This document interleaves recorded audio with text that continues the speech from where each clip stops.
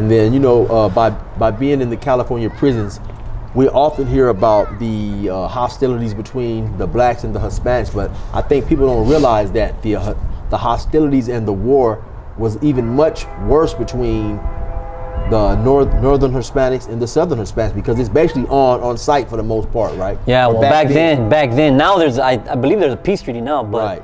But back then, yeah, there was a and that's been going on since the 70s. Right. And then you got the Bulldogs too. So the Bulldogs, that's a whole nother thing where they kind of went rogue. They used to be Northerners, and then started going at it with them. Right. Can you, for those who may not know, can you kind of break down what the Bulldogs So is? the Bulldogs, they're from Fresno. They get their name from I believe they're called there's a college out there, and they're Bulldogs. So they got that name, Bulldogs. They used to be Northerners or Norteños, Southern. I mean, not Southern. Mexicans from up north. Anything above Bakersfield is considered north, and they were Northerners. A lot of them still have like Norte on them, 14. But at one point, I'm not sure, it was in the 90s.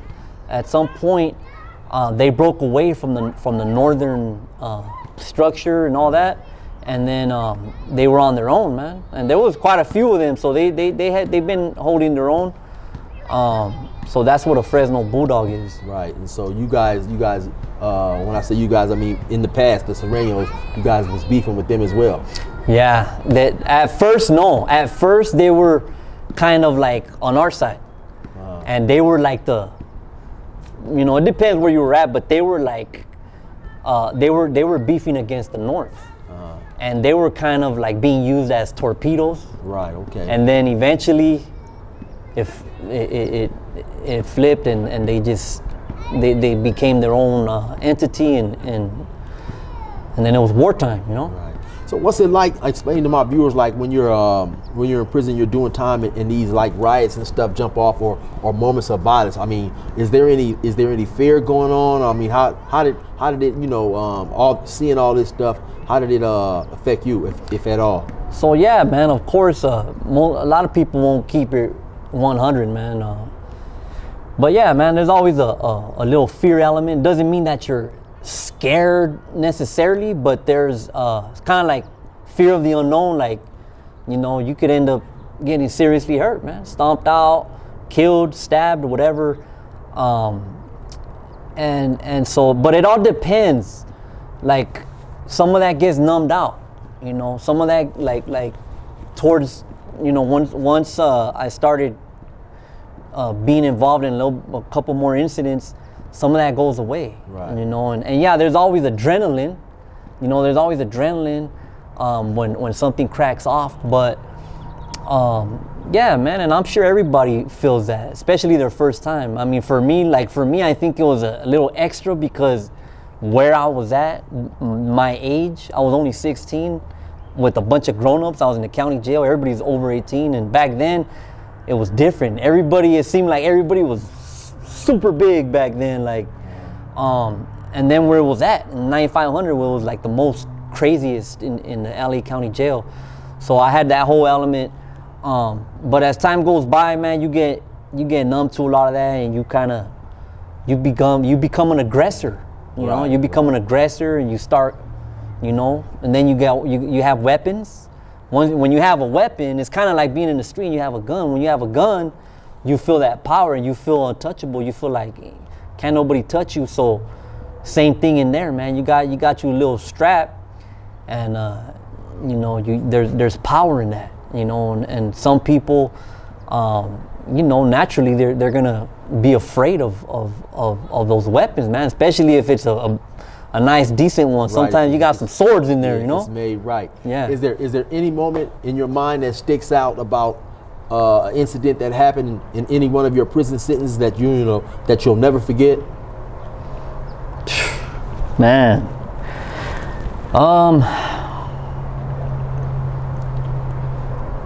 As far as what, like just something that happened? A moment of violence, or something.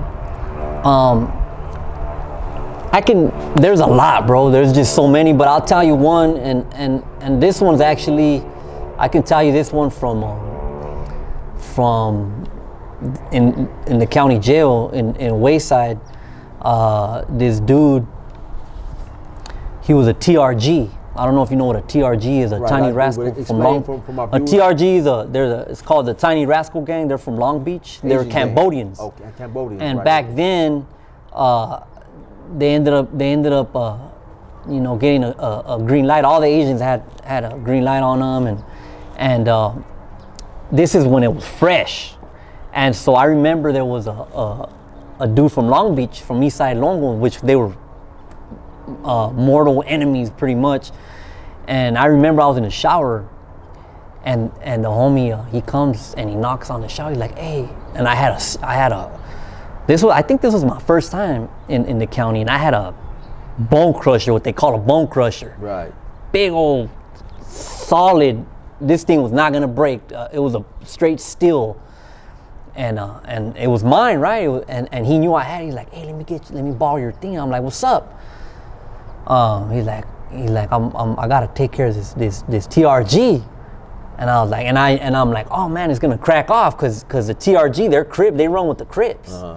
So if he gotta take care of this dude, naturally they're gonna probably jump for him and it's gonna crack off. So I'm like, man. So I dry off and I throw my shoes on, and this dude goes over there. But they already had an understanding. What they were gonna do is the blacks were gonna regulate, instead of him leaving, or instead of the homies touching that dude, the blacks were gonna regulate him. And so all I remember was this dude from Duroc, big old tall dude. They were under the stairs, and the Asian's right there, and he's talking to another black, and the dude from Duroc's right here next to him. And I just see it was like slow motion, bro. I'll never forget that fool just boom, and he cracked around the side of his head, and the TRG was a small dude. Right. Dropped him instantly. That dude just hit the ground, and when he hit the ground, it was like he was out. And the homie from Longo ran over there. He wasn't supposed to, but these dudes got so much animosity toward each other. He just ran over there and just started booking them. Boom, boom, boom, boom, booking them.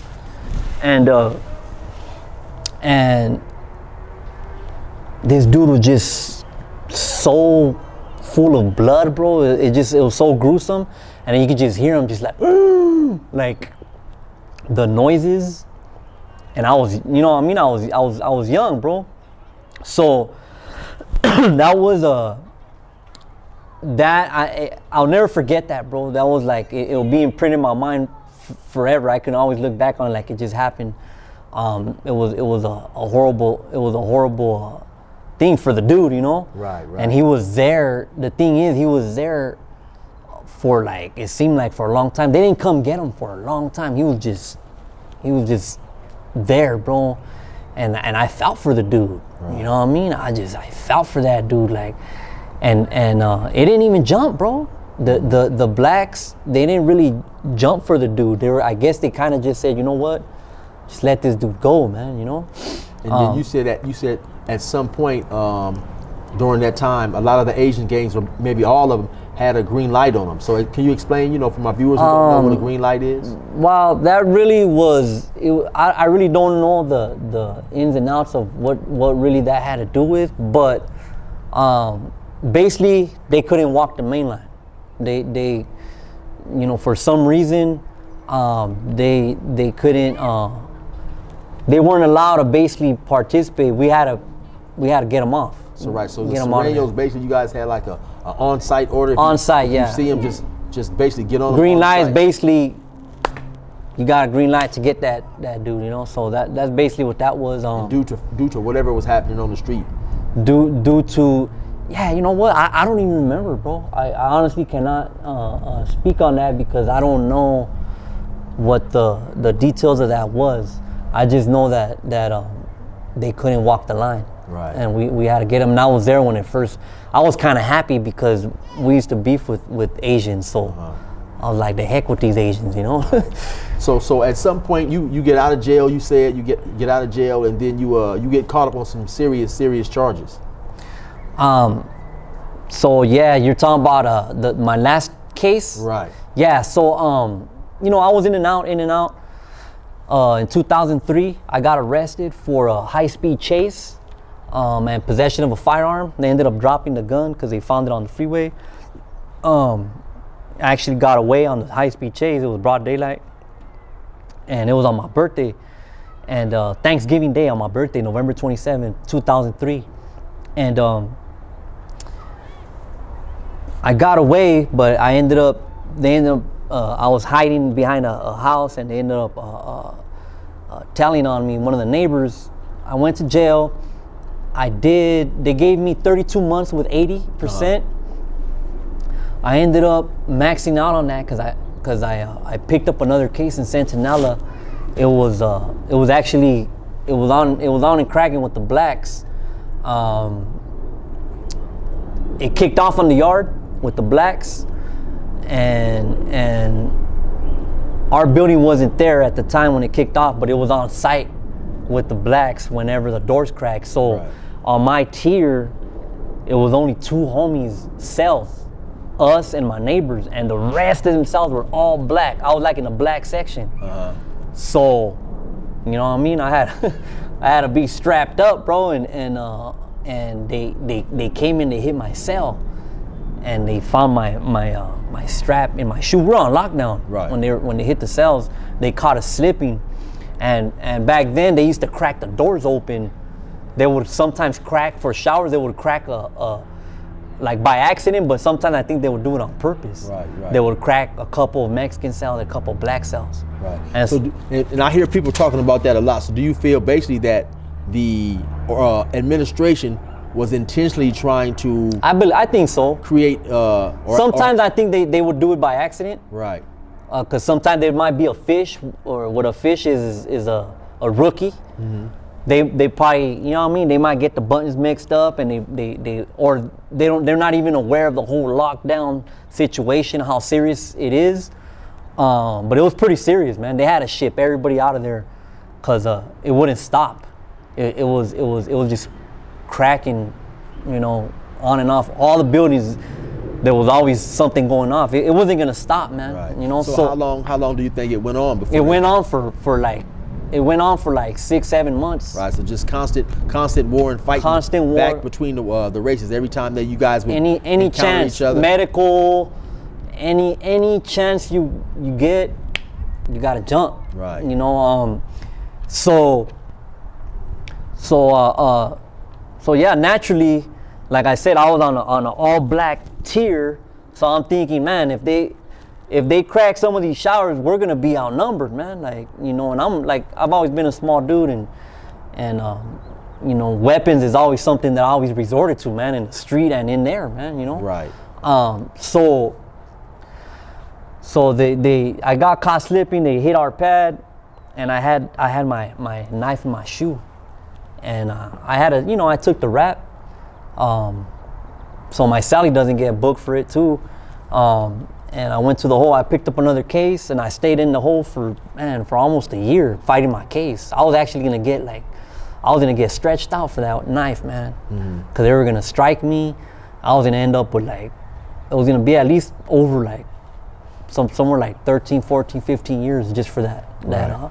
And I was like I was 2 months to the house, bro, when I caught that case. And I was fighting it.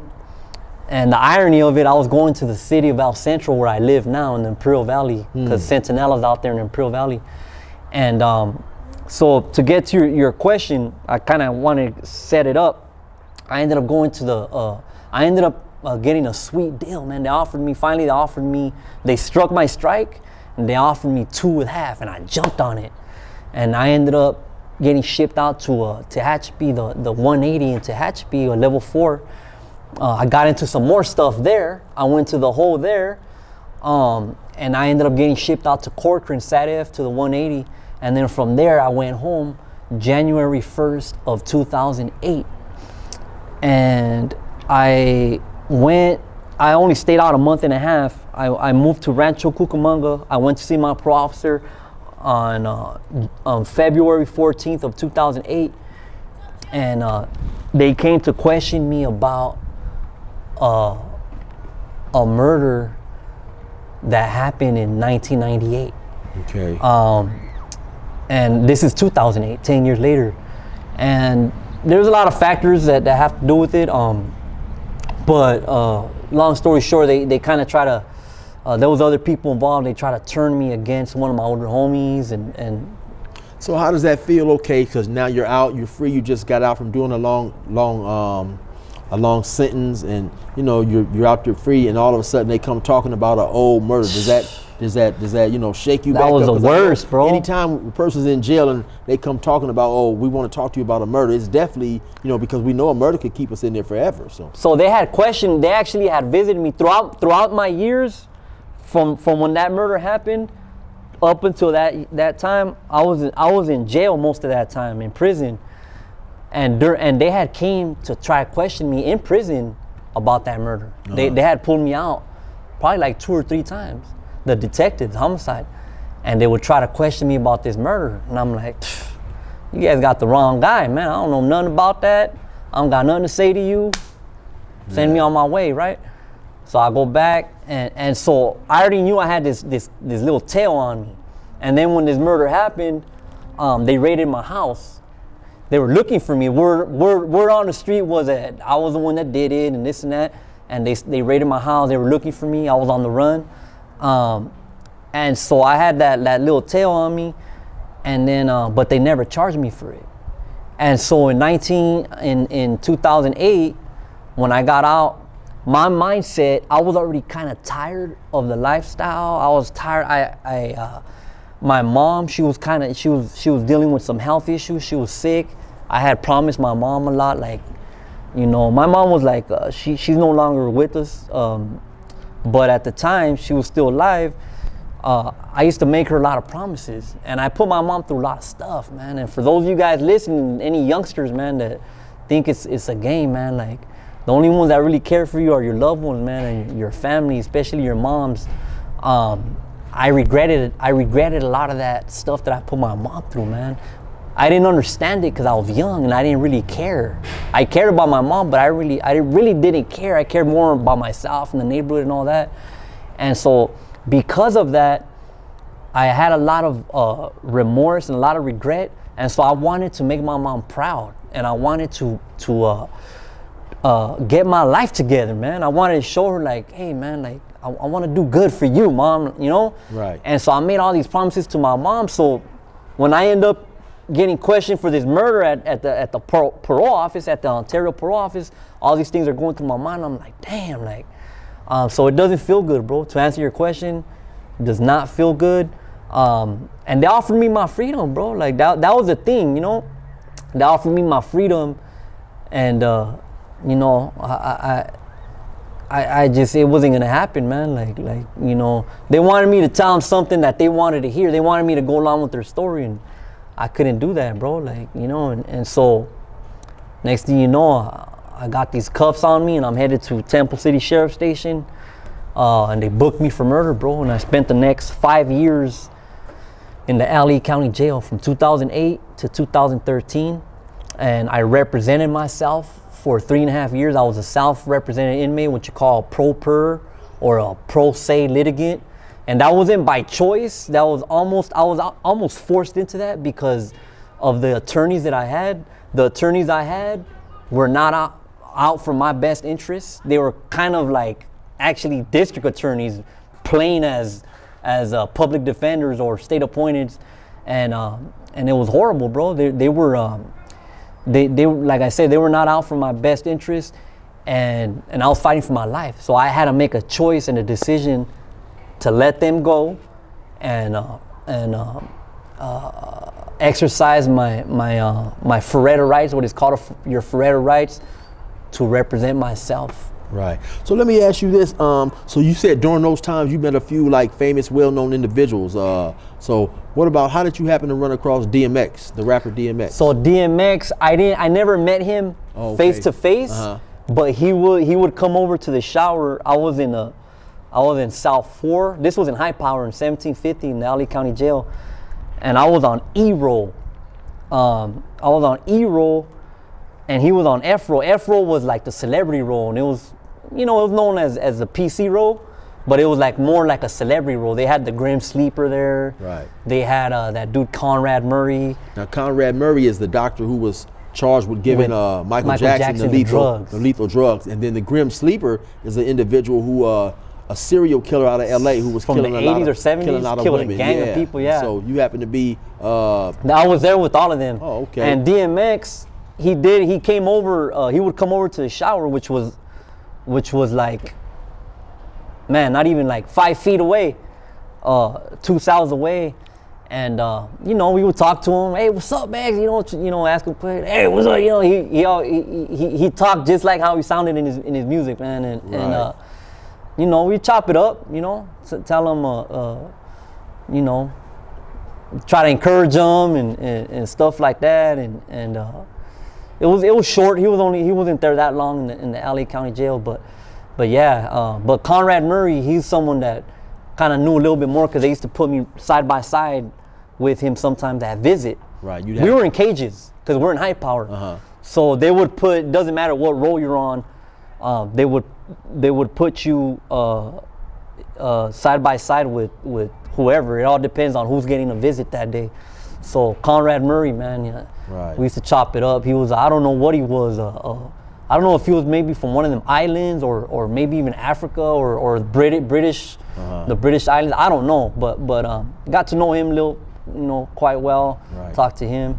So now you said you stayed in the county jail for 5 years fighting this murder. So what was it like, knowing that your life was basically in the balance, So, of course, it doesn't feel good because you're fighting for your life. And I guess now I can mention an element that kind of helped me through it. And I won't get into all the details. I shared with you offline some of the supernatural stuff I was going through. But during this time, I was already kind of waking up spiritually speaking. And so when I first got arrested, I had a supernatural kind of encounter with God, and I believe he kind of put a promise in me that he was gonna get me out of that situation. I didn't know how or when. I am a man of faith now. At the time, I never said like, hey, I'm a Christian or I'm none of that. But I did start developing a relationship with God. I started praying, stuff like that. And so, but I was knee deep in the politics as well. Right. Like I said, I never, because you know how some people are frowned upon for saying, hey, you're a Christian, or they think that you're trying to hide behind the Bible and stuff like that. And I never wanted that jacket on me, bro, Right. Because I always wanted to just be me and stay solid. And I always said that I'm never going to say I'm Christian. And if I do, it's when I get out. Right. Because I need to represent for the hood in here, and keep my name, you know what I mean? And I did, you know what I mean? But people still respected the fact that I was open about my faith, you know what I mean? I would talk to people still about God and stuff like that. So to answer your question, it was tough because there's a lot that goes in there, bro. I was in different relationships. And you're in your own world in there. I was doing drugs. Sometimes I would do meth, where your mind is like, when you're in there, like so much is going on. I was in riots, going to the hole, dealing with the politics, dealing with all these different things, dealing with the police, with the sheriffs. I shared some things with you offline, how they were basically trying to strip us of our rights. I was in a war with them.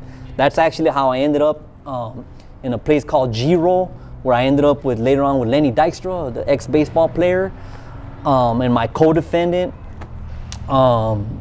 And so there's a lot of things that kind of you gotta go through, but one of the things that helped me was my faith, bro, and being able to just pray and trust in God that He's gonna get me through them days, man. And eventually, I'm gonna get out of here. I never lost hope that I was gonna get out. I never seen myself doing life, bro. I never seen myself And I think that helped me. You know how a lot of people, they accept it, like, oh, they start planning, like, oh, you know, what am I gonna do when I get up there? Who am I gonna have to be my runner? Who am I gonna do? You know, who's gonna send my packages, my TV and this? I never thought like that. I never planned it. I always actually spoke the opposite. I used to tell people, man, I'm getting out of here. You know what I mean? One way or another, I don't know how it's, you know what I mean? I'm getting out of here. I don't see myself spending the rest of my life in here, you know. So eventually, what ended up happening on the charges that you was charged with facing the life sentence? So on the charges, after the 4th year in 2012, I end up. So before that, remember I'm representing myself for 3.5 years. So during these 3.5 years, during these 3.5 years, I know that I'm gonna go to trial eventually. They're not offering no deals, none of that. And I know I'm gonna need an attorney. But I don't trust attorneys. At this point in my life, I do not trust attorneys, especially if they're gonna be given to me by the court. Right. Right? Because I had some bad experiences, bro, like bad. Like these dudes were really working with the DA, man, to railroad me, you know? So I was praying, bro, for an attorney. I was like, you know what, God, I'm gonna need an attorney, and I know that you're gonna provide. So I started interviewing all the top attorneys. I would write them, or I would call them, and they didn't know I didn't have money. I didn't have no money, but they didn't know that. So they would come to visit me, and I would question them, like, you know, about what they would do, what they can do to help me, stuff like that. And eventually, one of them said he would take my case, and I was provided supernaturally, man, a straight miracle with the money that I needed to get that attorney. And Alex Kessel, shout out to Alex Kessel, man, one of the best attorneys in LA. He actually represented Jesse James Hollywood, the movie they made, Right. The skinhead dude. Right. That was his. I mean, he ended up losing his case, but he had like 1,000 witnesses on him. But that was the same attorney. And so eventually, I gave up my pro per status. I retained the attorney, and I went to trial, and I ended up losing the trial. I ended up losing and getting convicted of the murder. This was April 4th. Was it April 4th? No, April 13th of 2012. I got convicted of murder, conspiracy to murder, and then I immediately filed a motion for a retrial. And my judge that I had was Kathleen Kennedy, which was O.J. Simpson's preliminary hearing judge. That ended up being my judge, my trial judge. I filed a motion for a retrial, and let's see, I would say about 8 months later, my motion was heard, and she granted me. She said, in 24 years on the bench, I've never did this, but she granted me that motion for a new trial, bro. And it was a miracle, man, for me. During those 8 months, I had so many people praying for me, bro. I had churches. I had even the homies, even blacks, bro, people that believed in God, believers. I had these dudes praying for me, bro. Hey, pray for me. Pray for my judge. Pray for my everybody. Pray for even my DA, you know. And I believe that prayer was answered, bro, because that judge, she overturned my conviction. And 2 months later, on March 15th of 2013, I walked right out of the criminal courts building, and I've been a free man ever since, bro. Wow.